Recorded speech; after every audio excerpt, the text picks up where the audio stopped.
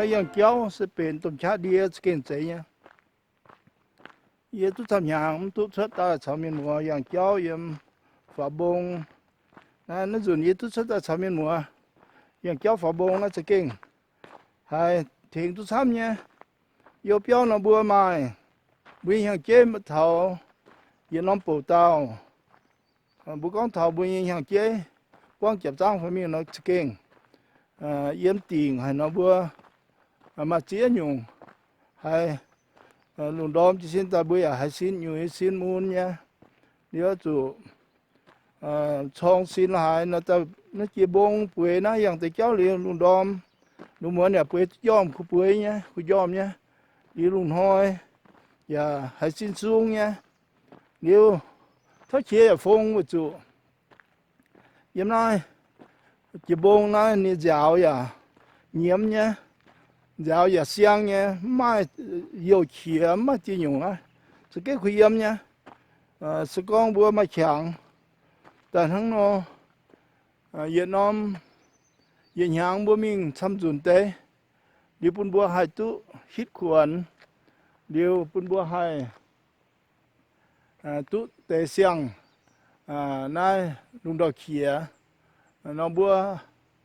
tu xiang cha bún thảo bún xin chàng bún xin chàng khiếm chủ nó nhiễm nhé giàu khía bị thảo bún xin oxygen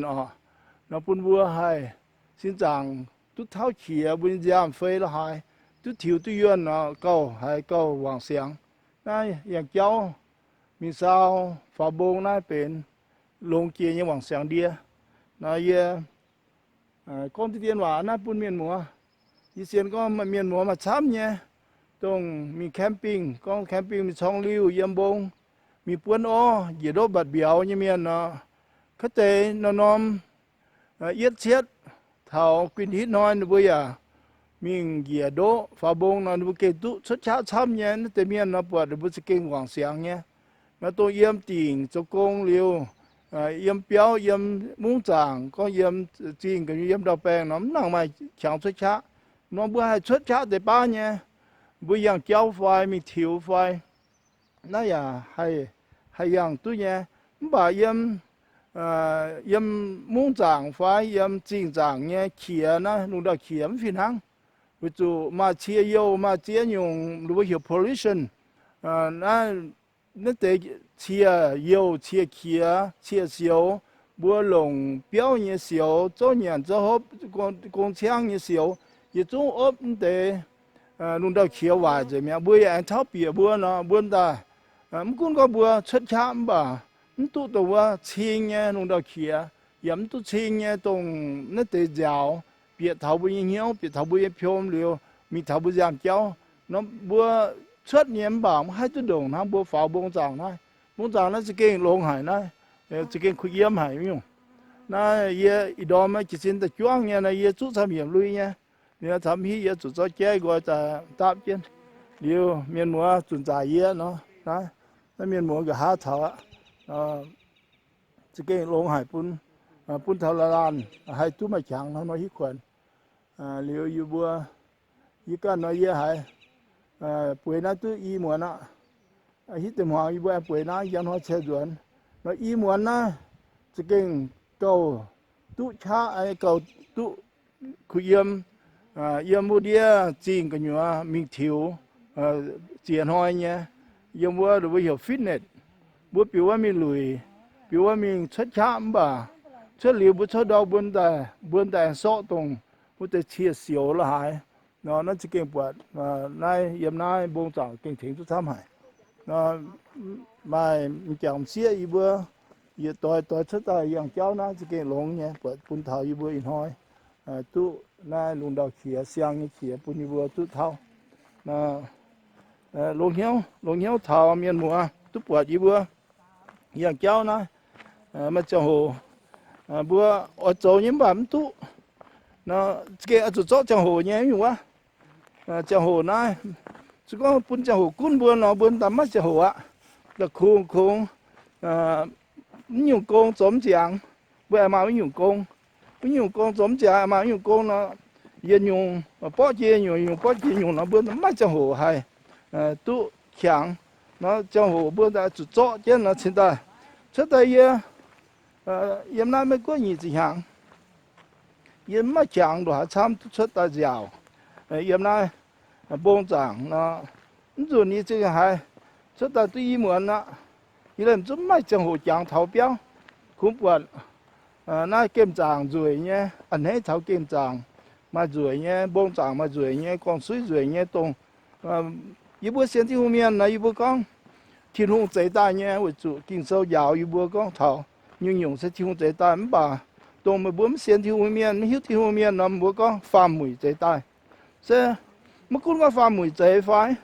thiên hùng trái sẽ, chúng mình nông con sẽ tại vì chung, màn muộn nó sẽ tại xuất tai. Nó bữa xiên tiền có mất chế, bữa căn ba miền ấy bữa, không phải mất chế, hay nhiều miêu, phẳng phải miêu miền phải, tổng bữa miền ấy bữa chế xuất tại nhé, phải năm xuất tại nhé, hay bút xuất tại kiểm tràng, nhé kiểm tràng phải con suy, sẽ chủ mà nhung chế nó bữa ở xiên có pha mùi phải, ở xiên có thiên hương sẽ, mà lồng kiên bữa hiếu tiền có, mai buổi bên chiếu cầu nó nằm lồng đĩa. Chế nông nụ đĩa bún bùa ba miền, về bầu tháo bún ba miền tút lông bún ba miền nói, bây giờ nhung nên hay nhé bùa tàu, năm số ta nhé, năm nó sẽ là bùa ba miền, ở chỗ bùa tông á, xây giảng nhé, tông bút số ta nhé, tông chế ba miền này bùa chế để nó bút sẽ ra hay, ham tháo ngoài luôn, ham tháo giờ chung lông nhé, nói bùa chế bùa chế ta nhé bùa hay. Mình bẻ tháo con tôi giờ chung tút giấy xuất nhé sẽ về phun bùa ba miền tút lồng nó phun ta bùa ba miền là tút bầu câu lồng kia giờ chung màn muộn tông tút giấy xuất nhé nó chỉ kinh thấy phù hải nhé thấy phù hải nhé ham chỉ kinh lô hải nhé yên chính phun tháo bùa giờ choáng lùng đĩa và ba miền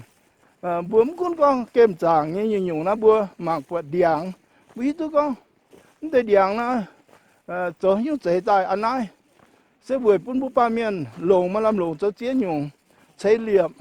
cốm béo châu lạt châu hiến châu chiêu châu màn muộn liều đầu thấu xuất tại như nhung bên lai phải bên mía trong rồi phải đấy giúp bên bổ thảo búa ba miền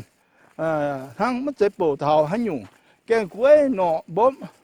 sen khu hiện chung trong rồi thằng này kem tàu như cháu bún bún túp bùa na hiện chung bầu thảo bùa ba miền nhé bún bún ba miền nhưng hiếu chẳng mà on lộ bún bún ba miền hít tu con nhung na bùa biển chiếu chỉ cầu nhưng nó bằng kén thiên hùng chế nhé nhung sẽ về cứu bún bún ba miền biển chiếu nó bún ba miền biển chiếu bùa họp chỉ cầu nắm để nhung về bún yếm lâu đau mình bữa họp nhàn nhé, bữa nhàn tú ọ, bà bướm thấy nhàn chuột, bữa chủ liêu tổ bướm, tông bữa lồng về dịp thèn bữa nhé, bên kem tràng điang nhé, bữa coi gì liêu, bữa ăn chọn điang yang pun, anh hay mai, tia thong dịp, về pun bữa anh hay bữa ăn tia tỏi, farm tỏi anh hay dịp chứ hay mai lồng cái mình, pun đầu thấu hết trần này nhiễm, pun đầu thấu hết trần này lồng chứ. Bún đào thấu hay tú có hiển chứ xiang hiển kia bún đào thấu anh hay nhiễm hay ruột nhùn với bún xiang tỏi như điang xiang mía anh hay chớt tai nó này chúng bút bật bên lông như bên bầu thảo búa ba miền như cháu na bút ba miền sẽ kiện tú lông hải hắn nó họp từ bút ba miền vì nhau thảo có nói luôn nó lùng đào đồ nát bầu bùa hộp chủ bùa lan bầu lan hộp chủ bùa lan hâm lan hộp chủ lan thèn lan dĩa lan mua hộp chủ mày khi mày mua hộp chủ mày hỏi mày mua hộp chủ mày quái mày yếm hộp chủ mày mảng phía mày bố làm rồi chủ lan thái lan hăng sẽ giảng nó bố mảng thảo tây điang tây miên na yếm na lồm na nếu bố chọp với yếm thang như điang dĩa thảo ai nhé giả dĩa thảo thang nhé với bún đào thấu hết rồi nè, bèn uống nhiễm nhé, hắn nó bữa, chỉ kinh phui tu, bữa chỉ kinh phui tu đồ à, biển nhiêu, ya họp từ bữa biển nhiêu thảo, tông lung tràng bún bữa, mai nhé, lung tràng bún bữa bột nhé, bữa giáo bữa, về bún bùa hai hội hiếu thảo tông lông nghe liều bún bùa hai yếm tu họp